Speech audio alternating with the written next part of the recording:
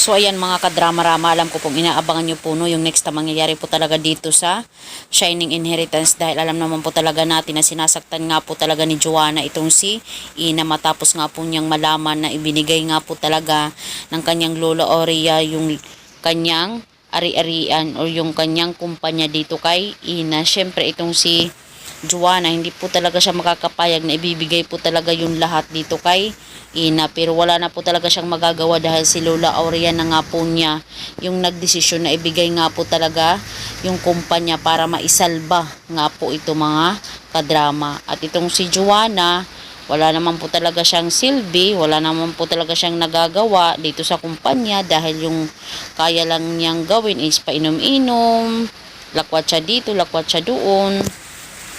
Diba? Talagang hindi nakitaan itong si Joanna ng pag-care, ng pagmamahal or malasakit sa kumpanya or dito kay Lola Aurea niya. Talagang itong si Lola Aurea mismo yung nagsabi dito kay Ina na pinuno ako ng pagmamahal at pagmamalasakit ni Ina.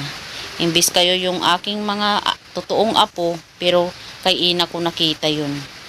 Kaya deserve ni Ina na makatanggap ng aking pamana dahil talagang napaka-genuine na bata. Tsaka alam naman po natin mga kadrama na dahil nga po sa pananakit ni Joanna dito kay Ina ay talagang sasabihin ni Ina sa kanya na mula ngayon hindi ako papayag na sasaktan mo pa ako, Joanna, dahil lalabanan kita. Diba? Hindi kasi papayag si Ina na gaganyan-ganyanin na lang talaga siya ni Joanna, lalong-lalo na ngayon ay pinamana ni Lola Aurea sa kanya yung kumpanya. Diba? Talagang kung iisipin mo, bigatin na siya. Andyan siya sa posisyon na yan na sobrang taas ng posisyon. Diba? Na talagang pinagkatiwala ni Lola Aurea sa kanya.